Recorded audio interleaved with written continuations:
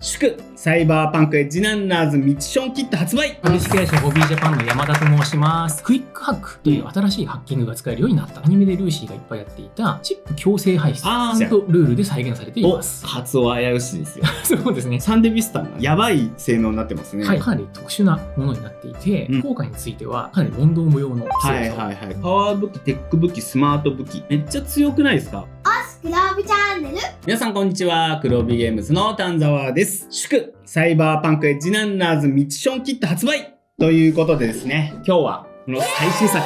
エッジランナーズミッションキットがどんな内容なのか深掘りしてお伝えしていきたいと思います。今日はゲストにホビージャパンの山田俊さんをお迎えしております。山田くんよろしくお願いします。はい、よろしくお願いします。株式会社ホビージャパンの山田と申します。はい、またお邪魔しました。はい。山田くんは2回目の登場ということですが、なんと黒帯チャンネル第1回目のゲストだったんですよね。そうですね。はい。それが2月だったので、1年ぐらい経ちますね。はい。前回も実はサイバーパンクレッドの話をさせていただいたんですけども、今回はですね、このアニメジランナーズのセッティングで遊べるキットが発売されたということで、改めてお声掛けさせていただきました。今日はよろしくお願いします。はい、よろしくお願いします。では早速ですが、サイバーパンクって TRPG のサイバーパンクレッド、でデジタルのサイバーパンク2077、アニメのサイバーパンクエッジランナーズと幅広い展開をしてるわけですけども、主な舞台となるのはナイトシティという街ですが、結構その同じ舞台だけど時系列違うんですよね。はい、そうですね。TRPG のシリーズは何回かバージョンアップをしておりまして、一番最初のシリーズがサイバーパンクと、もしくはサイバーパンク2013という時もあるんですけど、これは日本語訳されていなくて、これが舞台が2013年。2013年はもう遠くの昔って感じになっちゃいましたけどね。できた時は未来の話だったんですね。そうです。その続編ですね。第2版にあたるのがサイバーパンク2020。これが2020年を舞台にしている。そして最新バージョンのサイバーパンクレッドは2045年を舞台にしていると。こっからが一応今の僕らからすると未来。そうですね。はい。です。デジタルのサイバーパンク2077がタイトル通り2077年。はいはい。かなり先の話なんですよね。そうですね。アニメのエッジランナーズはその2077年のちょっと前ぐらいという設定になっていると。僕らが今もね、遊ばせていただいているこのサイバーパンクレッド。結構もう年季が入ってきてるところ。そうですね。ありがとうございます。2冊目買おうかなと思ってますが、これが2045年ということなので、ミッションキットの世界はそこから見ると30数年未来の話。いくらね、もう世界がこれ荒廃してるとはいえ、30年経てば結構テクノロジーが変わったりとかしてそうなんですけど、ゲーム的にはどんな感じの差があるんでしょうかね。ルールはレッドをベースにしていて、ほとんど同じなんですけど、一番ゲーム的に違うところでいくと、ルールブックからいきましょうか。はい、ルールブックこれです。はい。ありがとうございます。ピラピラっと見ますが、まずね、思うのがね、レッドのルールブックって赤と黒でめっちゃかっこいいんですけど、長く見てるとね、目が痛くなってくるんですよ。これね、黄緑とこう、緑ですごい目に優しいですね。そうですね。レッドの世界は直前にですね、核爆弾の爆発とか、軌道からの爆撃とかで大気が微粒子でね、汚染されちゃってて、本当に世の中が赤い空だったり、ちょっと暗い世相になってるから赤と黒なんですけど。そういうテーマカラーって感じですよね。そうですね。エッジランナーズの時代になると、もうちょっとこうネオンカラーに明るくなっているということなんですよね。赤くはなくなってるんですよね、多分ね。そうですね。実際に空が赤かったのは数年、もしくはそこから10年くらいという話なので、この頃にはもうちょっと明るくなってます。システム的にはどの辺が変わってるんですかね、30年経って。一番遊ぶ人に影響するところで言うと、ネットランナーというロールがありますが、これにクイックハックという新しいハッキングが使えるようになったと。レッドでネットランナー使ってると、近くにある端末を見つけて、そこからハッキングして、上にくっついてるタレットを制御したりだとか、そういったことができるので、結構それはそれでかっこいいんですけど、アニメを見た人には、ルーシーみたいなですね、行った先で目の前にいるやつをバチンってやるとか、ゲームもクイックハック使うので、2077の方の世界でのネットランナーの戦い方っていうのができないじゃん、っていう不満というか、あれ違うのっていうそうですね、ところは今まであったと思うんですけども、これからはですね、ついにクイックハックがこれできるようになるってことでいいんですかね。そうですね。既存のハッキングに比べるとですね、ざっくり言うと直接人間をハッキングすることができるということですね。銃撃戦の最中に同じターン管理で敵を攻撃することができるってことですね。クイックハックの中にもできることがいっぱいありまして、オーバーヒート、相手を直接クラッシュさせるというようなことができたりとか、あとはですね、アニメでルーシーがいっぱいやっていたチップ強制排出。あれね、電車の中でやってたやつ。あれもちゃんとルールで再現されています。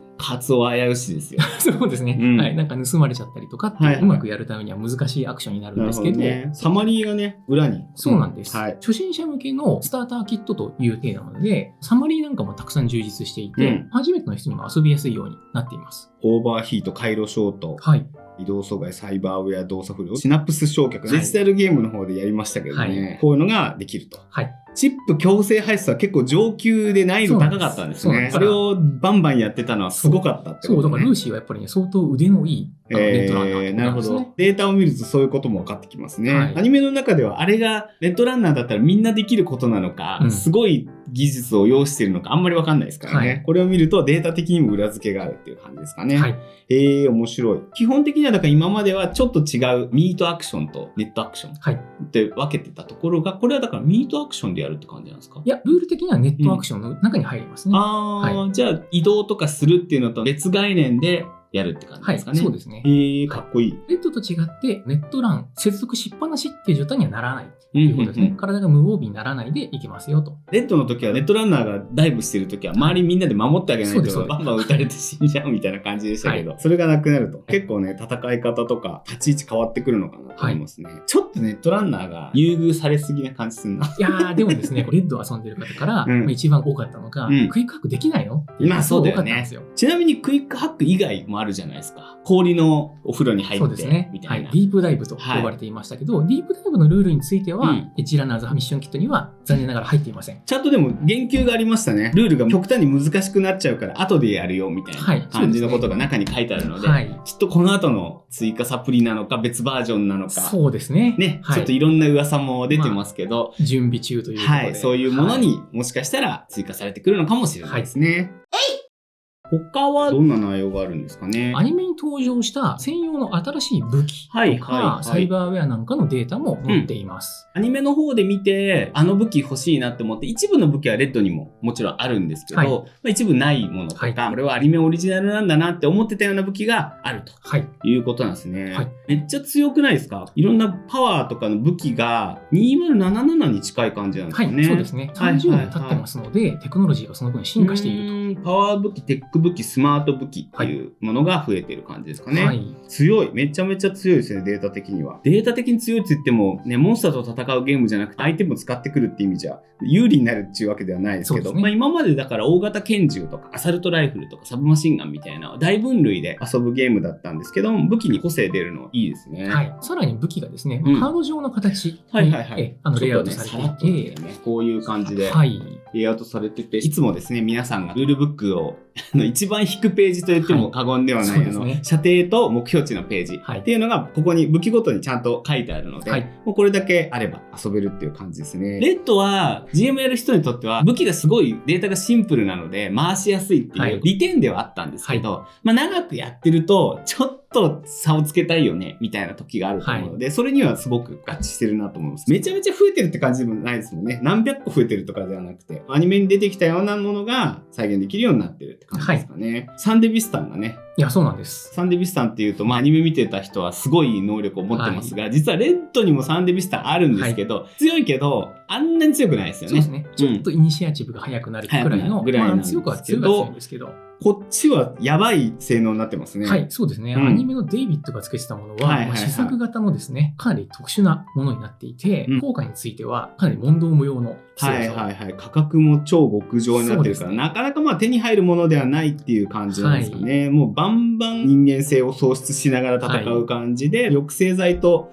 セットで戦うっていう感じなので、PC が気軽に使うっていうよりは、最終回とかでバンバン使うようなイメージなのかな。こういうのが入っているということで、いろいろ武器が増えてるんですけど、僕が大好きなカツオくんのあーたたたたたっていうやつがね、ないですよ。カツオってみんなわかりますかね？カツオわかるでしょ？1話ぐらい出てくる。そう、1話出てきます。いじめっ子みたいな。そうですね。あれはね、データとしては載ってない。レッドに載っている技能チップですかね。あれで格闘とかを増やしてる感じなのかな。そうですね。クイックハックもできるし、おなじみのアニメの武器データも揃っているということでね、アニメのサイバーパンクエッジランナーズからサイバーパンク始めてみたいっていう方にはとってもいいような気がします。はい、ルーシーやね、デイビッドのような活躍してみたいっていう人には、このミッションキットから TRPG 入るのとすんなり入ってきそうな気がしますね。はい、僕らみたいにもうすでにレッド遊んでるよっていう人は、どういう感じなんですかね、このデータの互換性とかっていう意味で言うと。このルールブックの中にですね、レッドにこのデータを持ち込む時のガイドなんかも載っています。特にそのクイックハックのルールなんかをレッドに持ってくる時にはどうすればいいかとかですね。全部一気に持ってこなくても、部分的に持ってくるのも良さそうですね。はい、そうですね。ここか、サイバーパンクレッドにおける2070年代ってね、ロールの調整とか、でも結構細かく書いてあるんですね。はい、30年後のテクノロジーなので、企業が開発した最新武器という体で、敵だけが急にテック武器を使ってきたりとかして、ずるみたいなのもやっても良さそうだし、プレイヤーがそういうものをうっかり手に入れちゃって、それを巡って物語が始まるみたいなのも熱そうなので、レッドでやってる人は部分的に入れていくみたいなのもいいかもしれないですね。僕はちょっとそういう感じで遊んでみようかなと思ってます。他には3冊あって、あと2冊目はエッジランナーズハンドブックっていうのがありますが、これは設定資料集みたいな感じですかね。いわゆるワールドガイドみたいなものが入っています。サイバーパンクの世界のあらまし、歴史だとか、ナイトシティのロケーション、それからそこにいる組織、ナイトシティでの生活がどんなものかとか、スラングみたいなものが載っています。そんなに分厚くないんで、さらっと読めるっていう意味では、サイバーパンクレッドのね、ルールブック結構分厚いんで、あれをちょっと頭から読もうっていうと、結構ヘビーだなって思うんですけど、これだったらアニメ好きな人が読み物として、さらっと読めるっていう。そう、パンフレットみたいに捉えてもいただくといいかなと思います。そうね、ちょうど映画のパンフレットみたいな、映画のパンフレットにしたらちょっと分厚いけど、キャラクターの設定なんかも載ってるんですね。そうですね。アニメに出てきたキャラクターの経歴だとか、どうしてエッジランナーになったのか、みたいなことも書いてあったりします。本名書いてありますもんね。そうなんですよね。ドリオ・グンナース・ドッティル。ドリオのね、下の名前って多分アニメには出てきてないと思うんですけど。突出情報がここにあるってことですよね。なんかアニメファンの人も副読本として、ぜひぜひ読んでほしい感じですね。グンナース・ドッティルだから、アイスランド系なんですね。それからですね、今連載中のエッジランナーズマットです。漫画。あれはもうレベッカとピラルが主人公なんですけど、その2人の漫画の冒頭の部分ですね。そこにリンクするような内容が書いてあるので。そうなんだ。じゃあそこもちょっと複合的に楽しむことができるって感じなんですね。そうです。面白いです。これはね、ネタバレになるので、中身細かくは紹介してないですけど、僕もね、一通り目を通しましたが、アニメ見た後、これ読むと、あの人ってこういう生い立ちだったのかとか、いろいろ楽しめると思うので、これはね、ぜひ TRPG やらない人にもいいかもしれないですね。そして最後3冊目、僕はまだ中を見てないです。プレイヤーで遊ぶ約束がありますので、中を見てないですが、これシナリオ集ですね。ジャケットっていうのはシナリオのタイトルなんですかね。タイトルです。ネタバレない程度でどんな感じのシナリオなのか、言える範囲でちょっと紹介していただいてもよろしいでしょうか。このジャケットはですね、時系列で言うと、アニメの後日談に当たるお話です。後日談。じゃあみんないない。そうですね。最終回まで見た方はそう思うと思いますが、プレイヤーは裏社会の傭兵であるエッジランナーのチームになってですね、アニメにも登場したとある人物から依頼を受けるということになります。その依頼内容っていうのは、その依頼人の盗まれた品物を盗んだ犯人を探し出し、その品物を取り返すことと。結構スタンダードな感じですね。一見ですね、ナイトシティではよくある事件のような感じがするんですが、その事件の背後にはある秘密が隠されていて、事態はやがてギャングやメガコープを巻き込んで発展していく。という感じになります。結構長そうな感じ聞こえますけど、何回ぐらいのセッションでできる感じですか？そうですね。シナリオの中には6から10時間くらいと書いてありますので、だいたいそうですね、2、3回ぐらいですかね。慣れた人たちで遊べばもうちょっと短いですけど。2、3回だったらね、結構気軽に遊べるっていうか、初めての人にいきなり10回のキャンペーンやろうぜとかって誘うと、何10回土日を捧げなきゃいけないのみたいになっちゃうから、2、3回ちょうどいいかもしれないですね。そうですね。シナリオめちゃめちゃ面白そうなんですけど、面白いです。初めての人って結構 GM 難しいから、やっぱり熟練の人探すっていうのが一番ハードルになりそうな感じしますね。でもこれですね、テーブルトーク RPG 初めてっていう人でも大丈夫なように、本当にシナリオの中にたくさんですね、こういう時どうしたらいいっていうようなコラムとかガイダンスがたくさん書いてあります。初めての人でもね、安心して遊んでいただけると。本当かな？僕まだね、シナリオ見てないんでわかんないですけど、エッジランナーズの好きな人が仲間内でやろうと思って買ってきた時の一番のハードルって誰がマスターやるかだよね。ただですね、GM をやった人っていうのはですね、すごくいいことが一つあって、先に読んでおけるんですよね。アニメに登場した人物以外にもですね、意外な登場人物が出てきてですね、これ出てくるのと。この人出てくるんだっていうようなサプライズがですね。確かにね。先に味わえる。プレイヤーが選ばない選択肢も全部もちろんわかるだろうし、こういうことになった理由みたいなのも多分シナリオ上は書いてあるけど、プレイヤーはもしかしたらそこに気づかないかもしれないっていうところで言うと、マスターが一番世界観に深く触れるというところではあるかなと思いますので。いや、ハードルね、低いとは思わないですけど、場所を探したりとか、そうか、オンラインでもできるのかな？そうですね、はい。オンラインでも遊べるように PDF 版も発売を予定しております。はい。というわけでね、ぜひね、GM トライしていただければなと思います。7枚あるのかな、キャラクターのデータが書いてあるシートがありますが、ここから選んで遊ぶっていう感じなんですかね。はい、そうですね。7体の作成済みキャラクターが入っているということで、この中から1人1枚キャラを選んで、データはもう組んでありますので、そこに自分でライフパスっていうですね。ライフパスは自分で決めるんだ。そうですね。キャラクターのプロフィールだけ設定してから始めるという立て付けになっています。なるほど、なるほど。これイラストはアニメを制作したトリガーの今石監督の書き下ろしになっている、監督自らはい、そうなんです。デザインされたということで、これ見るだけでも結構貴重なのかなっていう感じしますね。はい、本当にね、アニメに出てくる登場人物にね、そのままいてもおかしくないような面構えになっていると。選ぶっていうことは、このルールの中にはオリジナルのキャラクターの制作ルールは入ってないっていうことなんですかね。そうですね。1から作るルールは入ってないです。1から作りたいという場合はですね、サイバーパンクレッドのルールブックを見ながらデータを作っていくと。じゃあそこは基本的にはあんまり変わってないってことなんですかね。そうです。時系列としてはこれを買いました。はい、中に入ってるシナリオを2、3話遊びました。はい、気に入ったなってなったら次に買うのはレッドですかね。そうですね。レッドを買えば自分のキャラクターが作れて新しい冒険が遊べる。はい、値段的にはマダミス2、3回遊べるって考えると、マックス7人って書いてあるけど、適正は4人とか5人ぐらいなんですかね。そうですね。プレイヤー4、5人くらいで遊ぶのが一番遊びやすいと思います。で、みんなで2、3回満足して楽しめてっていう感じで言ったら結構安いキットなのかなっていう感じがします。はい。設定資料とかすぐ遊べるシナリオもついて、このミッションキットね、すごい充実した内容で嬉しいんですけど、僕一つだけね、結構中読ませてもらったんですけど、不満がありました。不満？そう、不満があるんですよ。シナリオはね、後日談っていうことでいいかなと思うんですけど、僕らはね、全然大丈夫なんですけど、このキットを本当に TRPG を知らずに買ったお客さん、おそらく表紙にもデイビッドとルーシーが書いてあるし、デイビッドとかルーシーになりきって遊べる、ごっこ遊びをできると思って買っちゃう人、一部いるんじゃないかなと思ってまして、できればね、欲を言えばやっぱりルーシーとかデイビッドとかね、キウイとか面々のデータがね、なるほど。入ってたらね、嬉しいし、例えば僕がシナリオを作って後日談より手前の話なんか作る時も出しやすいなっていうところはあったんでね、ちょっとここだけはね、ないのかって思いましたけど、あったらあったでね、そっちでシナリオやりたくなっちゃうところはあるので、このね、コンポーネントとしてはスッキリしてていいのかなと思うんですが、よく言えばね、ちょっとアニメの主人公データあった方がよかったな。ただ、さっきの話だと、レッドの買ってアニメの主人公キャラを自分で作ることができますよね。そうですね。なので、このミッションキットで遊んで、ルールちょっとね、分かってみたら、そのルールブック見ながら、デイビッドとかルーシーとか、データにしたらどうなるのかなっていうのを想像しながら、実際に作ってみるみたいな。武器のデータなんかは揃ってるから、ルーシー作ってみたりとかってするのは良さそうですね。これきっかけでアニメのファンの方がですね、TRPG 興味持ってくれたらいいなと思っているのでね、キャンペーンもやりたいけど、僕はこのエッジランナーズ向けの単発カジュアルシナリオみたいなやつ作ってみたいなと。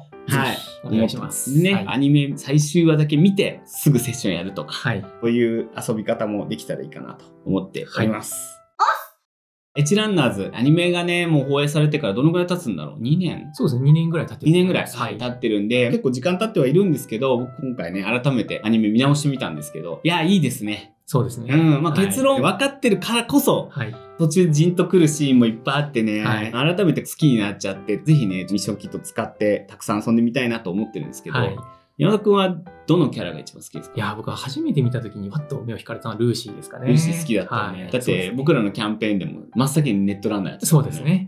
やっぱりね、サイバーパンクの花といえば、ハッカーと、あとは神経加速と。いう感じだと思うので、両方の美味しいところをどっちも持ってるしね。そうなんですよ。あとまた武器がね、モノワイヤーで戦ってるところがかっこいいっていうか。あとこの主人公2人の組み合わせっていうのが、これ最新のアニメですけど、サイバーパンクの元祖ともいえるニューロマンサーとかをですね、彷彿とさせる感じがあるんですよね。なるほどね。主人公がハッカーで、もう一人女のソロ組み合わせっていうのがニューロマンサーですから、それを性別を逆にしたみたいな感じだなとかって思ってこう見ていた、懐かしい感じがするんですよね。表現技法もすごい良くて、ライトのカラーリングがね、ずっとピンクと黄緑みたいなね、デイビッドとのカラーリングを必ずそのライトに活かして、それがこう混ざり合う瞬間があったりとかってね、エモさがすごい良くて、そうですね。演出技法のところもすごく、僕はゲーム作る側として参考にしたなっていう感じでしたね。あとみんな元気ですからね。アニメのキャラクターってやっぱりね、元気でいてほしいよね。動きがね、すごくカメラワークもめちゃめちゃいいですね、トリガーさんの。元気で明るいんだけど、それがですね、その後の崩壊とか喪失みたいなもの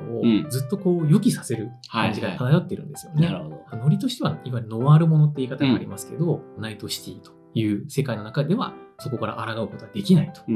いう感じが漂っているのがいいですね。佐田さんはちなみに誰が好きですか？僕はですね、9位ですね。そうなんですね。最高にいいですよ。あの作品のキャラクターって全員変化していくんですよね。例えばルーシーの初めの時の印象ってすごい冷たい犯罪者みたいな感じで出てきて、しかも一回騙してみたいなのがありつつもどんどん変化していくみたいな。実は周辺のキャラクターもどんどん変化していって、9位ってね、ルーシーと同じパーティーに同じ職業がいるっていう、D&D とかやってる時にクレリック2人とか入れないじゃないですか。でも、そうなっちゃってるパーティーで、しかもルーシーの方が能力が高いんじゃないかっていうね、感じの中で先輩だしみたいな、あのね、嫉妬とね、いろんなものが入り混じったね、あの人間味がね、サイバーパンクの中でね、すごい好きなんだよね。ちょっと表面上クールにしてね。クールにもしてたりとかするけど、ちょっと親心みたいなの見せる瞬間もあって、すごい揺れ動くじゃないですか。で、最後さ、裏切ったりもするんだけど、裏切りきれないで、しくじっちゃったわ、みたいな感じで最後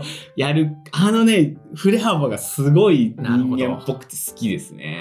あとは顔が取れるギミックとかもね、ってそれ取れるの中ないのみたいな。あんな感じなのにタバコ吸ってるっていうところも、そう、どこに入ってたのみたいなね。そこも人間味ですもんね。そう、サイバーパンクっぽいなっていう。必ずしもヒーローだけじゃない。ナイトシティに住む人っぽいっていうかさ、ルーシーにナイトシティではそうやって生きていけないわよみたいなことを過去に教えてあげてたんだろうな、みたいなところもすごいエモいなと思って。というわけで、あっという間にお時間になってしまいました。山田くん、今日はいろいろありがとうございました。ありがとうございました。ミッションキットね、ぜひ実際に遊んでみようと思います。一緒に多分遊ぶことになると思いますけど。最後になんかお知らせなどありましたらお願いします。サイバーパンクエッジランナーズミッションキット好評発売中です。ホビーショップ、各種通販サイト、家電量販店などでお買い求めになりますので、ぜひよろしくお願いします。最近家電量販店にあるんですね。そうですね。おもちゃ売り場とかがね、充実しているところが多いですので、さらにですね、ダウンロードコンテンツとして、シナリオのカラオケナイト。これはエッジランナーズ準拠のシナリオ。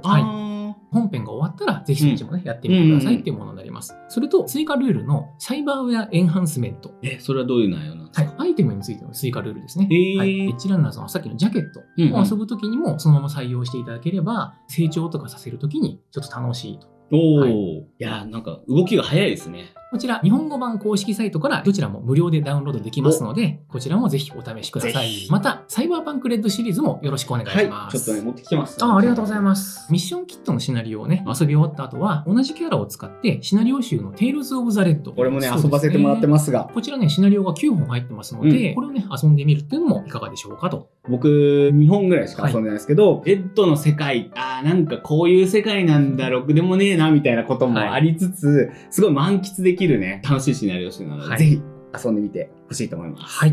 ろしくお願いいたします。ありがとうございます。というわけで、黒帯チャンネルはゲーム業界の話やゲームの作り方など、ゲームに関するいろんな話題をお届けするチャンネルです。こんなテーマの話を聞いてみたいとか、リクエストございましたらコメント欄にお願いします。それではご視聴ありがとうございました。さよなら。さよなら。じゃあねー。いいねボタンとチャンネル登録をお願いします。じゃあねー。